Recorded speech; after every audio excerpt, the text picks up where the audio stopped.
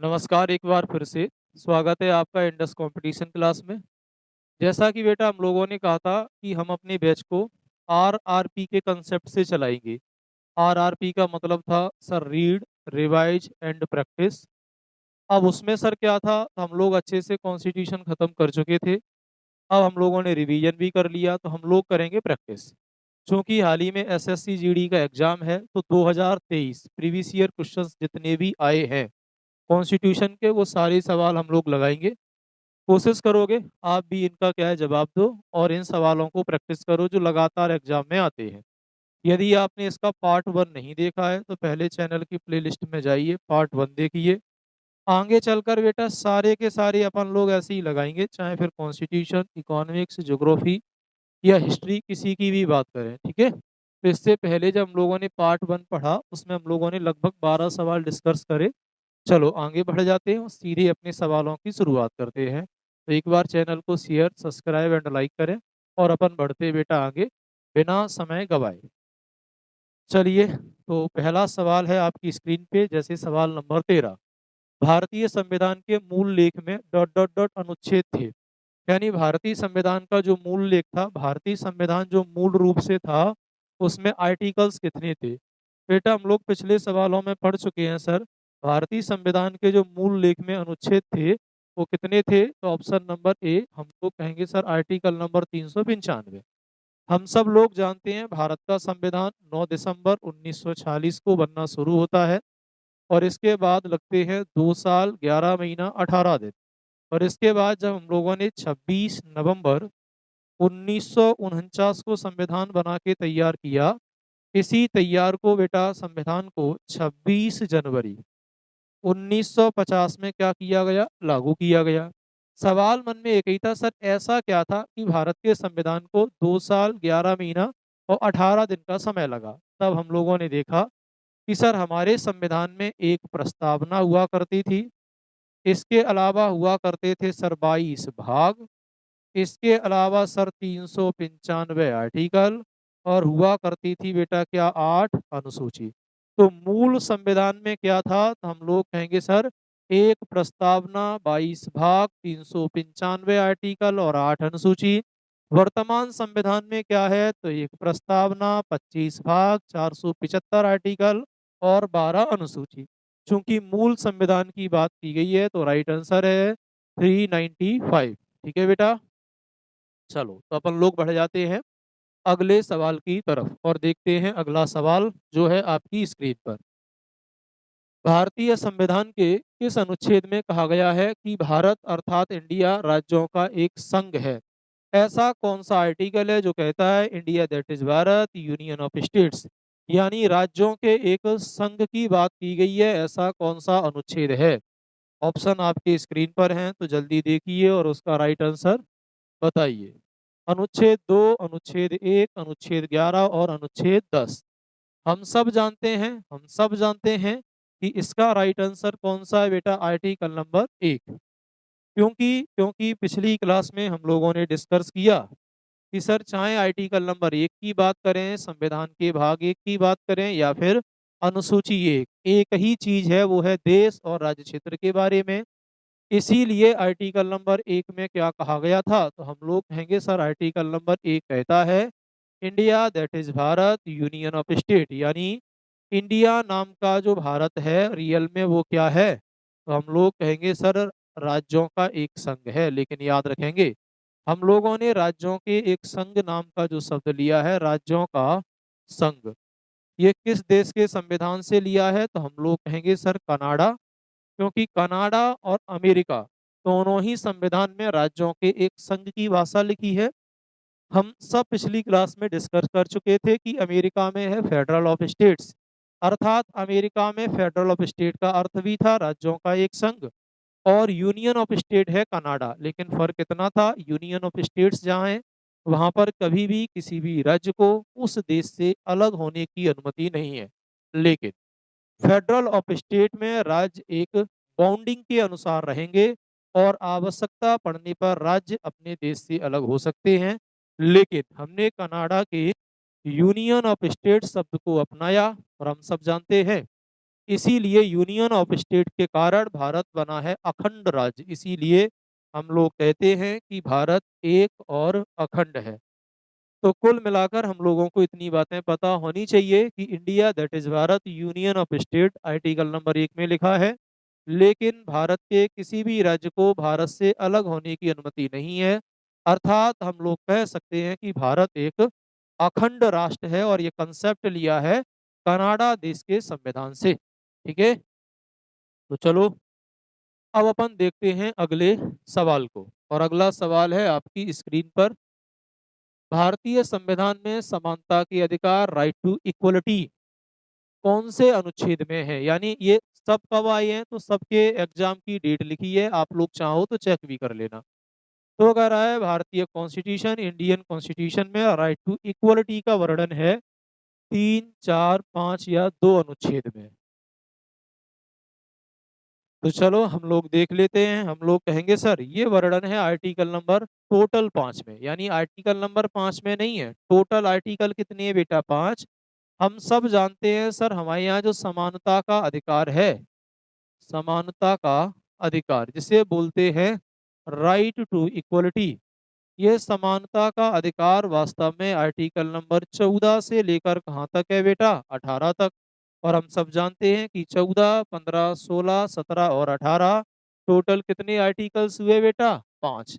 हम सब जानते हैं कि हमारे संविधान में फंडामेंटल राइट्स हैं जिन्हें बोला जाता है मौलिक अधिकार। और मौलिक अधिकार का वर्णन है कहाँ पर?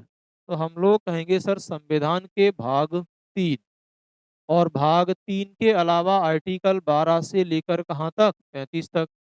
मूल संविधान में कितने थे? तो हम लोगों ने देखा 7 मौलिक अधिकार, लेकिन प्रेजेंट में कितने हैं? केवल 6 मौलिक अधिकार, क्योंकि हम सब जानते हैं 44वें संविधान संशोधन 1978 के द्वारा संपत्ति के अधिकार को स्थगित किया गया और उसे वर्तमान के आर्टिकल नंबर 300 ए में रखा गया, जो प्रेजेंट में मौलिक अधिकार ना होते हुए वो क्या है? तो हम लोग कहेंगे सर कानूनी अधिकार। इसीलिए आर्टिकल नंबर 14 से 18 तक राइट टू इक्वलिटी यानी समानता का अधिकार। वहीं आर्टिकल नंबर बेटा 19 से 22 तक क्या है? स्वतंत्रता का अधिकार, राइट टू फ्रीडम्स। और 22 के बाद बेटा 23 और 24 में क्या है? शोषण के विरुद्ध अधिकार। 25 से लेकर 28 क्या है? धार्मिक स्वतंत्रता का अधिकार, हम सब जानते हैं। उसके बाद आता है 29 से लेकर 30 बेटा कौन सा? शिक्षा एवं संस्कृति का अधिकार। फिर जो 31 में था संपत्ति का अधिकार वो स्थगित हो चुका है। आर्टिकल नंबर 32 कहता है संवैधानिक उपचारों का अधिकार, जिसे वी आर अम्बेडकर ने संविधान की आत्मा या हृदय कहा। तो फिलहाल आर्टिकल नंबर 5 यानी टोटल 5 आर्टिकल में राइट टू इक्वलिटी यानी समानता के अधिकार को दर्शाया गया है। आपसे पूछ ले वो कौन से 5 हैं? 14, 15, 16, 17 और 18। जहाँ आर्टिकल नंबर 14 विधि के समक्ष समानता की बात करता था।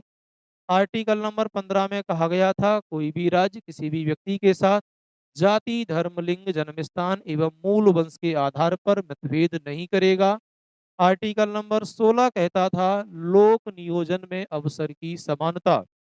आर्टिकल नंबर 17 अस्पृश्यता का अंत। और आर्टिकल नंबर 18 उपाधियों की अंत की बात करता है। ठीक है बेटा, अब हम लोग बढ़ जाते हैं अगले सवाल की तरफ। और अगला सवाल है आपकी स्क्रीन पर। सवाल है भारत के संविधान का अनुच्छेद 17 से संबंधित है, यानी आर्टिकल नंबर 17 किससे संबंधित है? अभी जस्ट पीछे हम लोगों ने डिस्कस किया। और हम सब जानते हैं कि मौलिक अधिकार का आर्टिकल नंबर 17 अपने आप में है अद्भुत और अद्वितीय। तो भारत के संविधान का कौन सा अनुच्छेद 17 से संबंधित है? शिक्षा का अधिकार, उपाधियों का अंत, अस्पृश्यता का अंत, विधि के समक्ष समानता। हम लोग कहेंगे ये है अस्पृश्यता के अंत वाला आर्टिकल। और आर्टिकल नंबर 17 से ही भारत में छुआछूत को खत्म किया गया। राज्यों को अधिकार दिए गए कि वो अपने यहाँ पर छुआछूत को खत्म करें। लेकिन जब ये मतभेद खत्म नहीं हुआ तो भारत सरकार ने बात कब की है? 1989। और बनाया गया SC/ST एक्ट। तो हम सब जानते हैं SC/ST एक्ट में ही क्या किया गया? 2018 में इसका पुनः निर्माण किया गया। और पुनः निर्माण में इसमें नई 18 धाराएं जोड़ी गई, जिसको लेकर भारत में दंगे भी हुए और चर्चित भी हुआ। तो दोबारा से सुनेंगे, आर्टिकल नंबर 17 ही SC/ST एक्ट का जन्मदाता है और इसी से भारत में SC/ST एक्ट लाया गया। ठीक है बेटा, तो चलो हम लोग बढ़ जाते हैं अगले सवाल की तरफ। सवाल नंबर 17। 17 कह रहा है, भारत के संविधान का कौन सा अनुच्छेद अस्पृश्यता की अवधारणा को समाप्त करता है और किसी भी रूप में इसके व्यवहार को निषिद्ध करता है। अर्थात भारत का कौन सा अनुच्छेद छुआछूत को खत्म करता है और ऐसी सारी धारणाएं खत्म करता है जिससे लोगों में भेदभाव हो। अभी तो कहा था आर्टिकल नंबर 17 और अभी हमने देखा आर्टिकल नंबर 17। और जब अस्पृश्यता की अवधारणा समाप्त नहीं हुई तो उसके लिए बनाया गया SC/ST एक्ट। कौन सा बेटा? SC/ST act 1989। क्लियर है? जी हाँ, बिल्कुल। आगे बढ़ जाते हैं हम लोग। सवाल नंबर 18। भारतीय संविधान का कौन सा अनुच्छेद उपाधियों के अंत से संबंधित है? अनुच्छेद 16, अनुच्छेद 17, अनुच्छेद 19 और अनुच्छेद 18। तो भारतीय संविधान का कौन सा अनुच्छेद 18 अनुच्छेद उपाधियों से संबंधित है? अभी हम लोगों ने पढ़ा सर आर्टिकल नंबर 18, जहां आर्टिकल नंबर 18 उपाधियों का अंत करता है। पटेल, जमींदार, फौजदार, सरदार, ये सारी उपाधि जो थी उस समय की वो हमने खत्म की और उपाधियों को खत्म करने के लिए मोटिवेशन के लिए नई कहानी शुरू की। हम सब जानते हैं मोटिवेशन के लिए हम लोगों ने उपाधियों की जगह आर्टिकल नंबर 18 से ही भारत में अवार्ड्स यानी पुरस्कार, तो पुरस्कार की शुरुआत कौन से अनुच्छेद के तहत की गई है? या सम्मान। तो वर्तमान में हम भारत सरकार के लिए कर रहे लोगों को काम के लिए उपाधि से सम्मानित ना करते हुए सम्मान देते हैं, जैसे भारत रत्न है, पद्म विभूषण, पद्म श्री, पद्म भूषण, राजीव गांधी खेल रत्न इत्यादि। लेकिन याद रखेंगे आर्टिकल नंबर 18 कहता है भारत में उपाधियों का अंत तो होगा लेकिन शिक्षा और सेना को छोड़कर। तो याद रखेंगे आज भी भारत में शिक्षा और सेना में उपाधि दी जाती है, क्योंकि ये दो ऐसे फील्ड हैं जहां एक व्यक्ति को बहुत सारे लोगों को कंट्रोल करना होता है, इसीलिए इनमें ऐसा किया गया। शिक्षा में हमने डॉक्टर की, इंजीनियर की, या बेटा हम लोग कहेंगे अलग अलग क्षेत्रों की उपाधि दी। ऐसे ही बेटा सेना में कैप्टन की, ब्रिगेडियर की, या हम लोग कहेंगे बेटा अलग अलग उपाधियों से सम्मानित किया गया। कुल मिलाकर ये है भारतीय आर्टिकल नंबर 18 ये कहता है कि उपाधियों का अंत करेंगे लेकिन सेना और शिक्षा में छोड़कर। तो बढ़ जाते हैं अगले सवाल की तरफ। संविधान के किस अनुच्छेद के तहत एक नागरिक को कोई भी उपजीविका या व्यापार करने की स्वतंत्रता है? यानी हम ये कहेंगे कि कौन सा आर्टिकल भारत में कहीं भी व्यापार की अनुमति देता है जिससे व्यक्ति अपने जीवन को निर्वाह कर सके? आर्टिकल नंबर 19 के 1 का जी, 21 का एफ, 20 का सी, अनुच्छेद 22 का कौन सा है बेटा? तो बी। कोशिश करोगे इसका जवाब ढूंढने की, और हम सब जानते हैं very very most important article number 19। Article number 19 वो 19 है जिसके अनुसार हम लोग अपने आप को संचालित करते हैं, और इसीलिए आर्टिकल नंबर 19 में नो डाउट नो कन्फ्यूजन कि कौन सा है, तो हम लोग कहेंगे 19 का जी। हम सब जानते हैं आर्टिकल नंबर 19 को और बहुत बेहतर ढंग से पढ़ा है। इसमें पहले 7 स्वतंत्रताओं की बात की गई थी, लेकिन वर्तमान में इसमें भी कितनी रह गई हैं बेटा? 6। इसकी मूल स्वतंत्रता क्या थी? तो हम लोगों ने कहा था वाक एवं अभिव्यक्ति की स्वतंत्रता, और इसी वाक एवं अभिव्यक्ति की स्वतंत्रता में हम लोगों ने स्वतंत्रता देखी अलग अलग, ABCDE और F के फॉर्म में, लेकिन ई जो था इसमें हम लोगों ने अलग अलग प्रकार की स्वतंत्रताएं देखी। इन्हीं स्वतंत्रताओं में हम लोगों ने ये कहा था कि आर्टिकल नंबर 19 कहता है कि कोई भी व्यक्ति क्या कर सकता है? अपने विचार रख सकता है, रख ही नहीं सकता, उन्हें रिप्रेजेंट कर सकता है। उन विचारों के लिए वो भीड़ इकट्ठी कर सकता है लेकिन बिना हथियार के।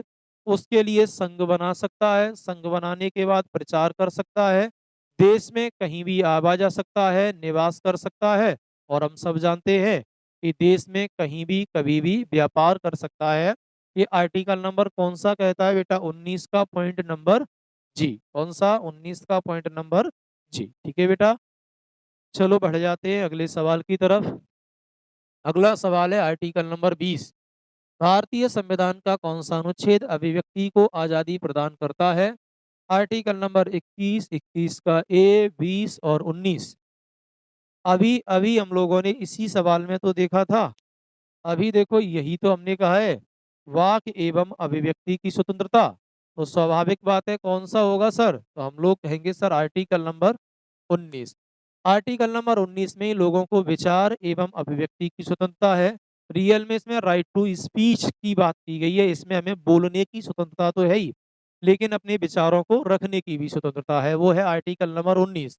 और हम पिछली क्लास में तय भी कर चुके हैं, इन विचारों के लिए जिन जिन चीजों की आवश्यकता पड़ेगी वो सारी चीजें ही इसमें शामिल मानी जाएंगी। जैसे प्रेस की स्वतंत्रता, जैसे सूचना का अधिकार, जैसे इंटरनेट की स्वतंत्रता, या हम लोग कहेंगे 2005 सुप्रीम कोर्ट के आरटीआई का निर्देश यानी राइट टू इंफॉर्मेशन। ये सब किसमें है? आर्टिकल नंबर 19 में। चलो बेटा बढ़ जाते हैं हम लोग आगे। और अगला सवाल है, भारतीय संविधान का कौन सा अनुच्छेद प्राण एवं दैहिक स्वतंत्रता की बात करता है?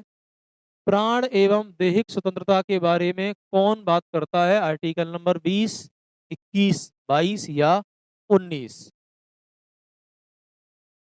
जल्दी से कोशिश करो इन सवालों के जवाब देने के लिए।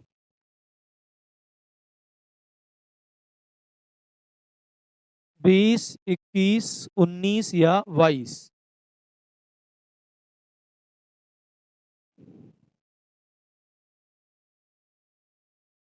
तो राइट आंसर कौन सा है बेटा? तो हम लोग कहेंगे सर 21।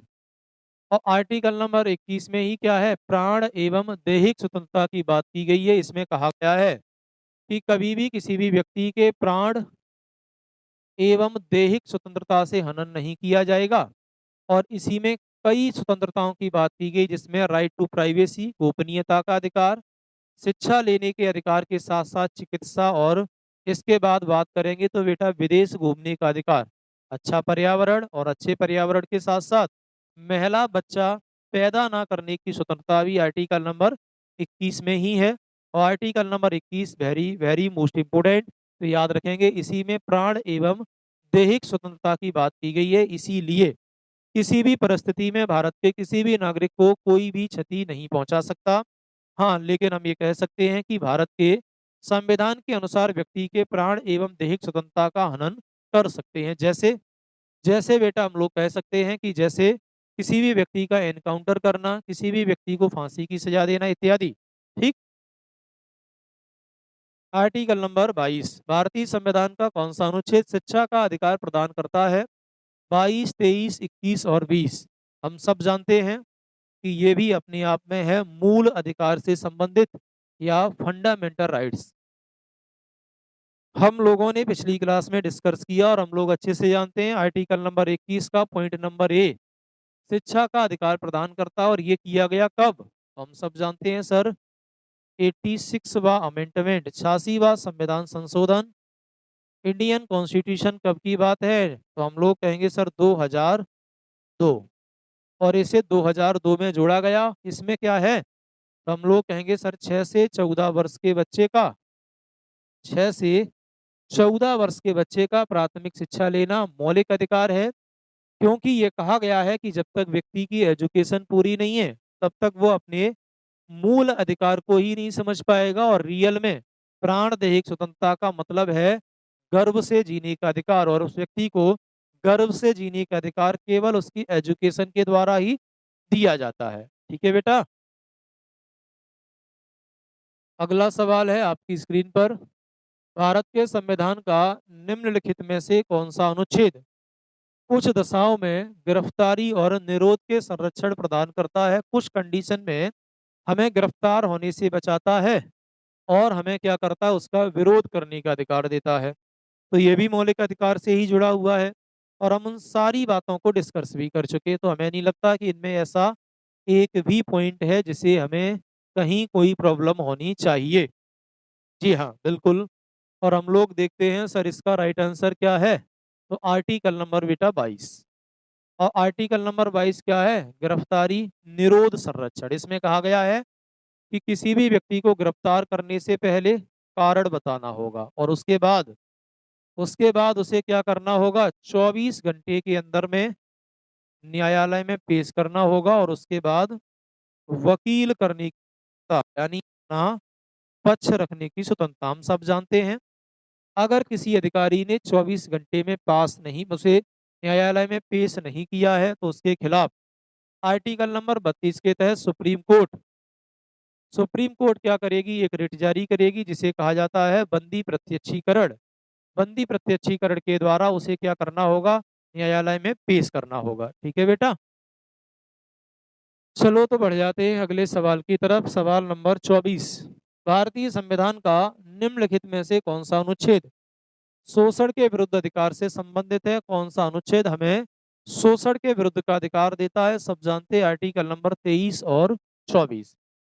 एक तरफ 23 में 3 मूल बातों का वर्णन मिला है, कौन कौन सी? तो हम लोग कहेंगे आर्टिकल नंबर 23 3 मूल बातों पर रोक लगाता है। एक था सर बलात् श्रम। बलात् श्रम का मतलब है जबरदस्ती काम ना करवाना, कभी भी किसी भी व्यक्ति से बलपूर्वक काम नहीं कराया जाएगा। और दूसरा है वेगार प्रथा, और वेगार प्रथा का मतलब था काम के बदले में पैसा ना देना। तो अगर अब किसी भी व्यक्ति ने काम किया है तो उसको पैसा देना पड़ेगा, ये आर्टिकल नंबर 23 कहता है। और चौथा था, तीसरा कौन सा था? कबूतरबाजी, यानी कभी भी किसी भी व्यक्ति की क्या नहीं की जाएगी बेटा? तो हम लोग कहेंगे ना ही खरीदी की जाएगी और ना ही बिक्री की जाएगी। तो याद रखोगे आर्टिकल नंबर 23 जबरदस्ती काम पर रोक लगाता है, काम के बदले पैसे ना मिलने पर रोक लगाता है और खरीदी बिक्री पर रोक लगाता है, जिससे किसी भी व्यक्ति का शोषण नहीं हो सकता। लेकिन article number 24 very most important और हम सब जानते हैं, ये कहता है कि कभी भी 6 से 14 साल के बच्चे को हानिकारक कारखाने, फैक्ट्री इत्यादि जगह पर क्या नहीं कराया जाएगा बेटा? काम नहीं कराया जाएगा। ठीक है, अगला है भारतीय संविधान के संबंधित हैं अनुच्छेद 25 से 28। संवैधानिक उपचार के अधिकार, संस्कृति और शैक्षणिक अधिकार, धर्म की स्वतंत्रता के अधिकार, शोषण के विरुद्ध अधिकार। तो हम सब जानते हैं आर्टिकल नंबर 25, 26, 27 और 28 में धार्मिक स्वतंत्रता की बात की गई है। किसकी की गई है बेटा? धार्मिक स्वतंत्रता की बात। वही आर्टिकल नंबर 25 क्या करता है? तो हम लोग कहेंगे सर धर्म में अंतःकरण की स्वतंत्रता, यानी धर्म के अनुरूप रहने की स्वतंत्रता।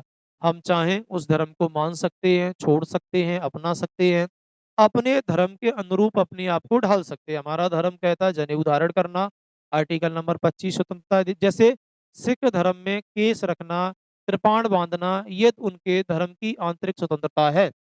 वहीं बेटा आर्टिकल नंबर 26 क्या कहता है? तो धार्मिकता में प्रबंधन की छूट, यानी हम अपने धर्म की व्यवस्था भी कर सकते हैं, चंदा इकट्ठा करना, प्रचार प्रसार करना इत्यादि। आर्टिकल नंबर 27, तो सर आर्टिकल नंबर 27 क्या करता है? तो हम कहेंगे धार्मिकता की कर में छूट, यानी धर्म के लिए इकट्ठा किया गया चंदा टैक्स नहीं देना पड़ता। और 28 कहता है कभी भी किसी भी सार्वजनिक शिक्षण संस्था में यानी सरकारी स्कूलों में धार्मिक शिक्षा नहीं दी जाएगी। इससे किसी एक धर्म को बढ़ाने या धर्म को कम करने पर आरोप लग सकते हैं। और चूंकि हम सब जानते हैं हमारी प्रस्तावना कहती है हम भारत के लोग संपूर्ण प्रभुत्व संपन्न समाजवादी पंथनिरपेक्ष लोकतांत्रिक, धार्मिक तो छोड़ो भैया, धर्म के अंदर भी हम लोग क्या नहीं करेंगे? भेदभाव नहीं करेंगे। अर्थात भारत एक सेकुलर देश है जो धर्म के आधार पर भेदभाव नहीं कर सकता। तो आर्टिकल नंबर 25 के 4 अनुच्छेद याद रखेंगे। 25 धर्म में अंतःकरण की स्वतंत्रता, 26 धर्म में प्रबंधन की छूट, 27 कहता है धार्मिकता के कर में छूट, और 28 क्या कहता है बेटा? तो हम लोग कहेंगे सार्वजनिक शिक्षण संस्था में धार्मिक शिक्षा नहीं दी जाएगी। अगला, भारतीय संविधान का कौन सा अनुच्छेद अल्पसंख्यक वर्ग के हितों के संरक्षण से संबंधित है? कौन सा अनुच्छेद है जो अल्पसंख्यक के वर्ग के हितों से संरक्षण से संबंधित है? तो वो कह रहा है 33, 29, 31 और 27। तो हम लोग कहेंगे आर्टिकल नंबर 29 कौन सा है? तो हम लोग कहेंगे सर 29। क्यों है?